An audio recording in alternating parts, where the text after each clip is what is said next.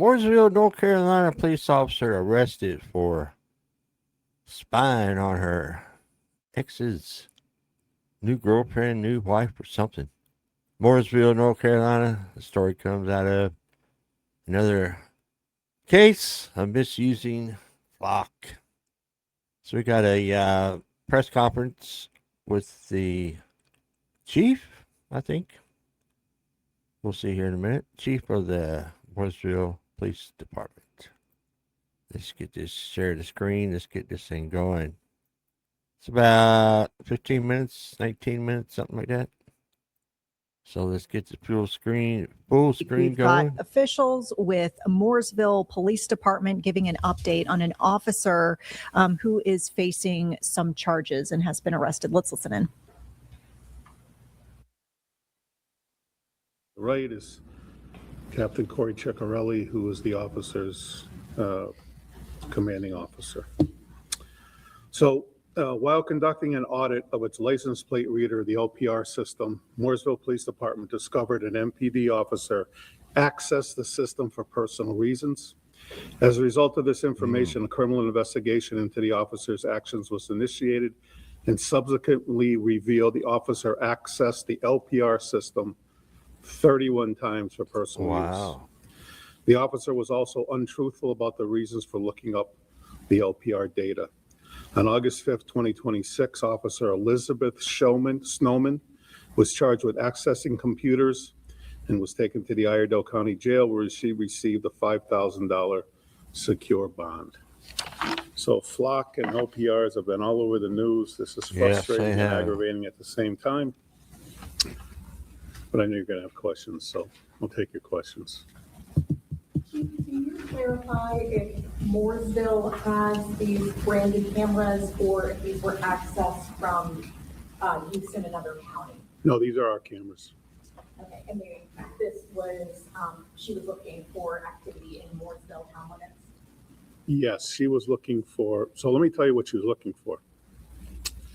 So she accessed the computers, the LPR cameras, to find information and track her boyfriend's ex-wife. Boyfriend's ex-wife. Wow. So I take it by a reaction, that's not good, right? So that's what the genesis of this was, yes. Are there any discussions about any changes moving forward as far as implementing that? Yeah, so let me, thank you for that. So let me address that. So the way the system is set up now is the officers have to put in the reason for why they're using the flock cameras, like why are they tracking this vehicle? It's a standard drop-down list that flock has a number of crimes or investigations or whatever. What we found on hers was that of the 31 that she had done, I think 29 of them just said motor vehicle infraction. 2 of them are listed as burglary and robbery or something like that. And we also know that at least twice she accessed these cameras while she was off duty, which means she either sat in her cruiser in her parking lot and ran the plate again, or she took it in with her to her apartment and did it then. So, so moving forward, what we're doing on this is, in addition to what's in there, they're also going to have to attach a case number to this to give it a little more bite, to give it a little more. They're going to have to answer certain things to put in another safeguard beyond what's already required by LPR, just so we don't, to say that we're not going to run into this problem. Listen, 6 months ago, I wouldn't have told you. I didn't even think we would be in this position. But it is what it is, right? And so what we want to do is, we have the safeguards that we thought were enough. Clearly, they're not. So that's why we've added the extra safeguards that you just asked me about. What was the red flag in this instance? Was it her accessing the cameras off duty? What kind of flag you got? So let me just tell you this. And again, here we go, right? I don't want to get too much into that because I don't think we're done yet, quite frankly. So we're looking at other ones. Oh, It wow. could pan out to be nothing, but there's certainly ones that we're taking a secondary look at, a deep look at. But this one, because of all the little, This you is know, why we don't there's a need custody battle in block play here, there's cameras boyfriend, girl, with all the stuff getting that was going abused. on, it was clear that we needed to address this one right away. And that's why we did it. But we're in the process. We could be back here in a couple of days, to be quite honest with you. Hopefully not, Wow. but there's some that are going to beg a second look. Are you expecting additional charges against him in this case? We think we have all the charges we're going to have. We don't anticipate any more coming from this. I mean, we looked at some other avenues. Quite frankly, I'll be brutally honest, right? We looked if there was a stalking component because of the number of times, but it's under the laws in North Carolina. The victim has to be aware. She has to be in fear, things like that. That didn't rise to this level because she certainly didn't know about it. So, but we had those discussions about whether there was another charge, but there doesn't appear to be. What was the period of time that these 31 searches were done? So that one I'm not going to get into either, only because we have pending things. But you know, we're going to get into this a little bit, but it's almost when you and I talked about drones, right? And the concern about privacy and, you know, issues, and are the police going to be looking at us through our windows and stuff, right? And I get it. And I told you then, would be my same answer now. You know, we can only politicize so much, and we can't think of everything. And we try, and we think we have good safety, but at the end of the day, it's free will. And so, you know, if there's anything I've learned in all the years I've been doing this, is you can't protect somebody from themselves. All I can say is the same thing I told you during the drone interview. You know, we have the drones, and we place our flight logs, and they can see, and they can read the case, and they can know why they're up. And I told you then, and it's the same for this. The analogy is the same. But if we find out somebody's using it for nefarious reasons, they're not going to be here anymore.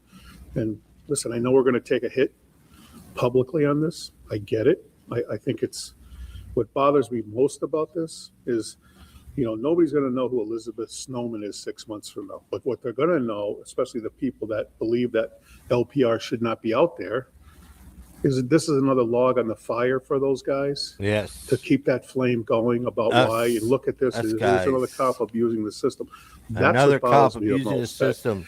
the people that use this stuff for personal gain, like she did, can't think past their nose on how it affects law enforcement. We've had these discussions globally. As some of you know, I sit on a Fix board it. with Just the get rid International of 'em. Chiefs of Police. We've talked about this issue nationwide about and how the number of good things flock cameras have done, LPRs have done, missing persons, finding missing kids. It's been a game changer for us, what we've been able to accomplish here. But it all goes up in smoke when you have cops like this violating the system. So listen, for the people that are going to say this is a reason why we don't want them, I understand that. And that's the travesty in this whole thing. That's what irritates me the most, because these LPRs have literally been a game changer, especially for this community. And it's just very, very frustrating. It's very, very frustrating for the officers on the street, because there's always that constant, are we going to lose? Because it's in the news every day now, right? About whether or not they're going to take these LPRs away.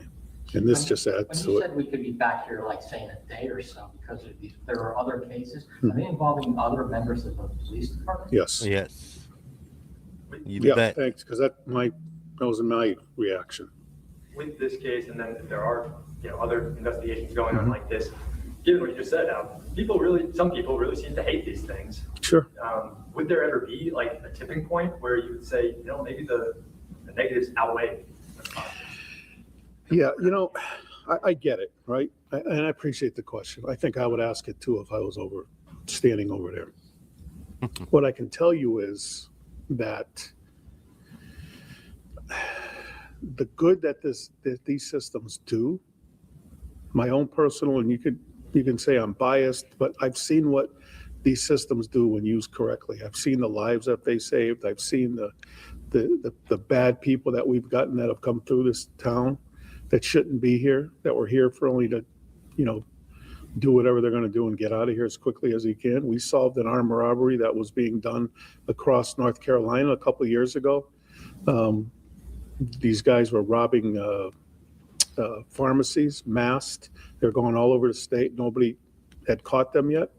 And they would take the plate off the car while they were doing these robberies, and a couple of people got shot in the eastern part of the state. But when they came down here, they made a mistake. Right before they get back on the highway, they put the plate back on the car, and we were able to track them through that. So, I mean, the benefits, I believe, outweigh the issues here. And it's an interesting dynamic, right? Because the privacy issue is, you don't have an expectation of privacy in the public, right? And people don't have an expectation of privacy in plates that really aren't owned by them or owned by the state anyway. But the question becomes, what's being done with that data? So that's the rub here, right? It's not so much, they talk about the privacy issue, but listen, there's cameras everywhere. You drive by Ring doorbell cameras every day of your life, right? But they're not compiling data on what do you do with people? What happens with the data that's collected? Or in this case, what are cops doing that shouldn't be cops in the first place doing with this stuff? And I get it. And I don't have a good solution other than, we try to do the right things, and when people don't, we take care of it. But it's a concerning, I think it's an issue that's going to keep going for a long time. Courts are going to weigh in on it. I think I think the decision is going to be on the side of what is done with the data. That's what we're going to see. It would be my guess down the road. If anything changes, it's going to be what is done with the data. And listen, I would be a proponent of that because we need the data when we need it. We may not need it. We don't need it 3 months later. So if you're checking somebody from 3 months ago or something, right, that's problematic. So. Chief, is the State Bureau of Investigations looking into this at all? Are you calling them in to help at all? No, and I'm not being, I don't want to take this the wrong way, but we don't need their help on this.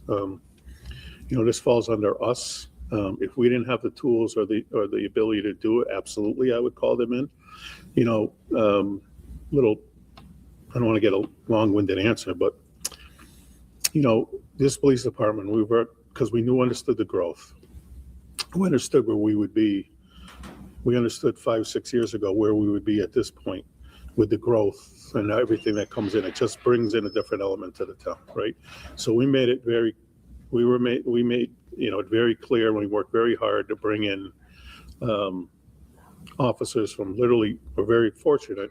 We have no openings, number one, but we have one now, maybe if whatever happens with her. But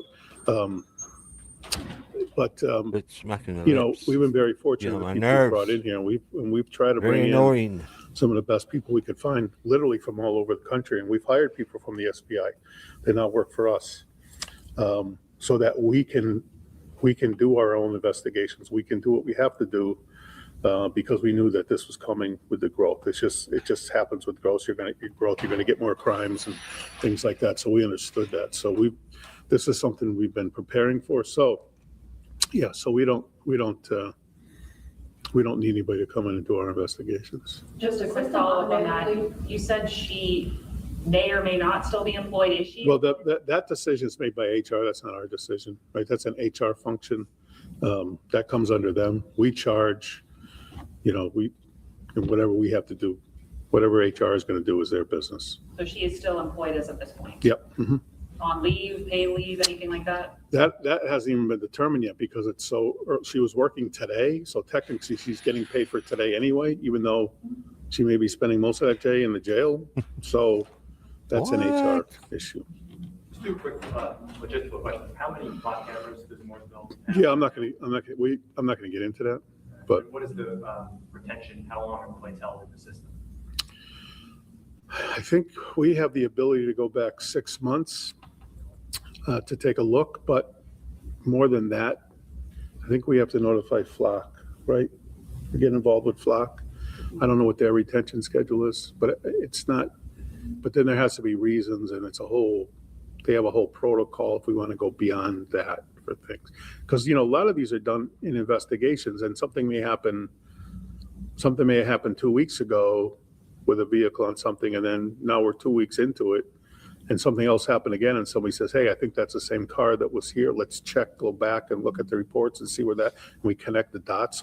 So it's not, so there has to be a period of time there as an investigative tool to be able to go back. In other words, like to suggest that these things get wiped out and we can't view them after 48 hours. Geez, that would really limit what we're doing investigation-wise. Are you willing to give some kind of estimate of how many, like more than 10? What's that? Number of cameras that you guys use, Oh, right? we have more than 10. More than 10? Can you say how long I've been partnering with Flock for the cameras? I believe we've had Flock since 2020, 2021. So 5 or 6 years, I would say. Chief, how long have you, when was the officer hired? I'm so apologize if you already said that. No, she was hired in January of 25. Does the system automatically Yeah, flag hand. suspicious activity, or are you guys manually going back? No, we have to manually go into this and see it. There's no mechanism at this point, and we can't put one in because it's their system, right? So there isn't a mechanism. So I'll give you an example. We have an early warning system for officers here that we have, in a system that we have, which tracks use of force issues, time, sick leave, accidents, things like that. Anything that we think could be problematic down the road that calls either behavioral issues or job issues. There's a list, and those will track, and we can track those. There is no system the way Flock is set up for similar, like to say, hey, this person has run the same car 10 times in the last 2 weeks, right? It doesn't give us that ability to do that. And because it's not our system, we can't integrate that into their system to be able to do that. That would have to be a conversation with Flock. We haven't had those yet. You know, Flock comes up here a lot because we're a big user of Flock. And so we've been talking about this, as those are discussions we probably should have down the road, and see what the capabilities are for them to do something like that, to make it easier to track. Because now it really is labor intensive to get to what we need. So if we could put in a system, like you mentioned, some type of early warning system, make it a lot easier for everybody. Chief, so 29 times she was on duty when she used it? Mm-hmm. Yes. Can you speak to how the department's feeling right now as one of your own officers misusing a system you feel is vital? So what I can tell you is I don't really have an answer for that yet because, you know, we haven't had a broad discussion, but I'm meeting with, it's her shift that's on today. It's her captain that's here. I'm going to go to the shift at the end of the shift to meet with this shift and the incoming shift at the same time tonight around 5:30 to have exactly that discussion and explain to them what's going on. And we're going to have an in-depth discussion about that. I'll be able to judge, I guess, the temperature of the room when that happens. But I will tell you this, there's not going to be much of a conversation. I'm going to talk and they're going to listen. It's going to be that simple. So, What? it's not going to be much of a conversation. Chief, two questions here. First, what is your message to your officers that may currently be watching this live and say, man, I did that? Yeah, well, Do they have a resource to come to your command staff? Hey, I did this, I'm admitting it. How can we move forward? And what's the next steps? if they want to come in and fall on the sword, that's fine. And then we'd have to have a real in-depth discussion about, and we'd have to loop in the DA's office at that time about charges. And they may want to consult with attorneys before they have that conversation. And that was leading into my next thing. Have you had any conversations with any of the FOP or the PBA, anything on any of these officers? No. Mm-mm. We haven't been made aware of any. But I think to your point, Dan, right? I mean, I think we would be living with our heads in the sand if we thought that wouldn't be a possibility. Now, How big a possibility is it? Who knows? I think it's always a possibility. This may ferret out more and people may get scared and, well, we'll deal with that when it comes up. Wow. Deal with that when it comes up. I don't know. I know. Whoops, wrong one. There we go. The chief. Now, he's using the system, the flock system, to the best of his ability, I guess. I can understand his frustration, and you're supposed to use a system. And when you have people that use the system, abuse the system, it makes it look bad for them. It just gives us more fuel to the fire to the anti-flock thing. Try to get rid of them. But I don't know. She's gone. She's arrested. I guess we'll try to see if we hear anything later on about her sentence or firing or anything like that. I don't know. But she's gone. Hopefully she won't get rehired down in the next state or something. Next town over, who knows. But we'll have to keep an eye on it if possible. So let me know down there in the comment section what y'all thinking about this situation. That's it. Peace to everybody watching. Everybody have a good day. KP Law News out.